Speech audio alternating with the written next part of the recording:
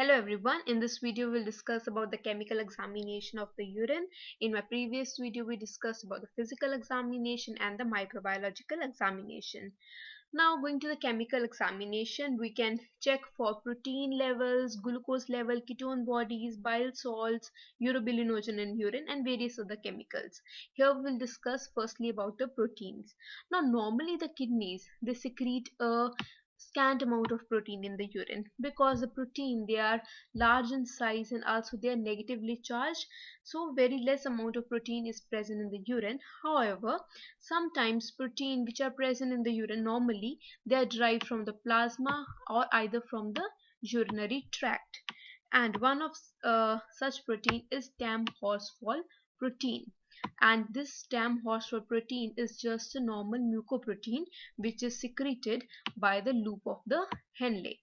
Now going to the abnormal presence of proteins in the urine is known as proteinuria, and its excretion should be greater than 150 milligram per 24 hours in adults.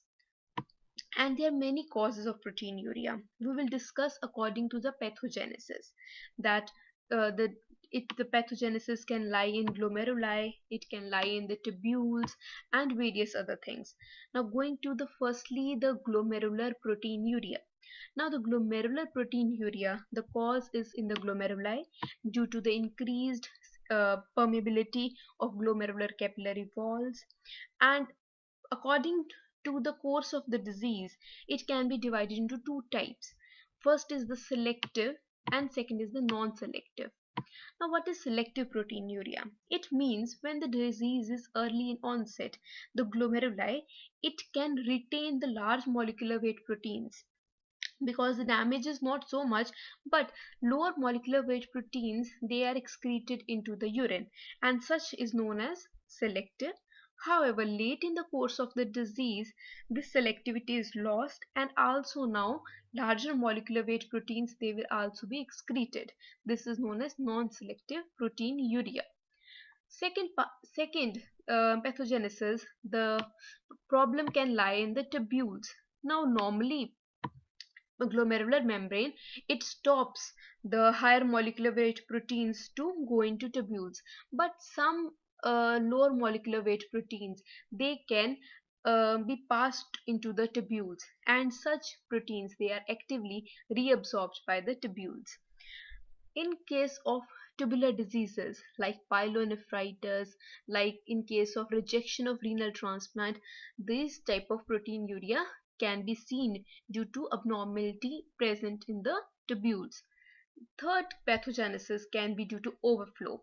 It means when a concentration of a protein rises in the plasma, it automatically overflows into the urine because it is increased, there is increased level of such protein present in the plasma, and such is the case seen during multiple myeloma due to increase in the level of immunoglobulin light chain, or which is also known as Benz-Jones proteins.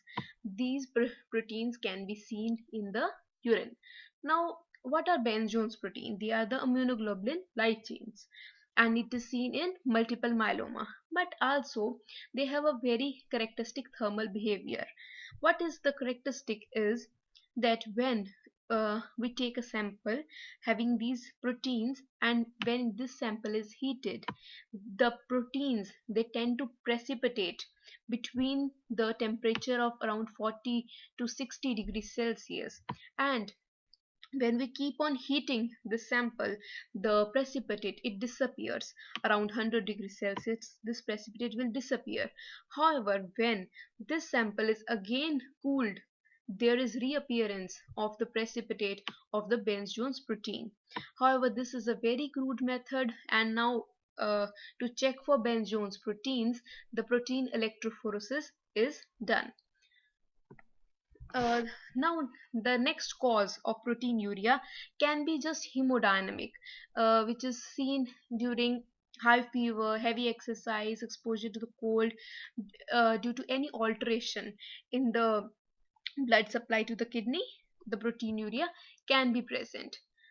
Another specific type of proteinuria is postural proteinuria, and such proteinuria occurs only when the subject or the patient keeps on standing or is ambulatory, but it is absent after a recumbent position. So to test it, we take the first morning urine sample and it is negative for proteins. However, when the sample is collected after the normal daily activities in the evening, the sample it is positive for the proteins. Lastly, the cause of proteinuria can be due to any post-renal causes due to inflammation present in the ureter, bladder, prostate or urethra. This was all about the causes. Now going to the test to detect it. The test to detect is firstly the qualitative test, just to see either the proteins are present or absent. First is the heat and acetic acid test, and this is based on the principle that the proteins they get precipitated when we boil them in an acidic solution. That means the urine sample should be slightly acidic, and then we boil it, then the proteins will be precipitated. For this, we take a test tube. This is a test tube, and we fill it 2/3 with the urine sample, and then the upper portion of the urine sample that is heated, and then we will look for precipitation of the proteins. The upper part, if shows precipitates or is cloudy, this shows the presence of proteins. However, the upper part should be compared with the lower part for a better comparison. Then second test which we can use is reagent strip test, which is most commonly used to check for the presence of proteins, because the strip is coated with an indicator which changes its color. Third is the sulfosalicylic acid test.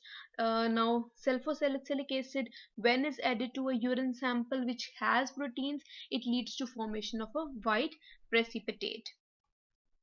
Now this was about the qualitative estimation. Going to the quantitative estimation.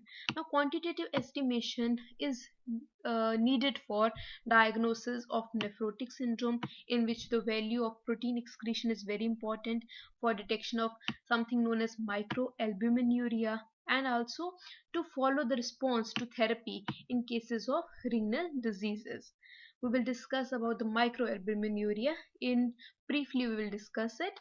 Now what is it? It is excretion of 30 to 300 milligram per 24 hours of albumin in urine. It's very important to note only albumin is checked in this case, and its level should be less than 300 but should be more than 30. It should range between 30 to 300 milligram. Now to test it, uh, normally tests which we are doing, they do not detect microalbuminuria, and it is very important to check for this because it is earlier marker for diabetic nephropathy and also a independent risk factor for cardiovascular diseases. So we can take either a early morning sample, or we can take a 24-hour sample for detection of microalbuminuria. And for that, mostly test strips that detect microalbuminuria are nowadays available, or we can go for radioimmunoassay or ELISA, which are specific that they will diagnose the only the albumin part. This was all about the protein examination of the urine. We will discuss about the glucose examination and slightly about diabetes mellitus in my next video. Do like, share and subscribe, and ask any query regarding the topic. Thanks for watching this video.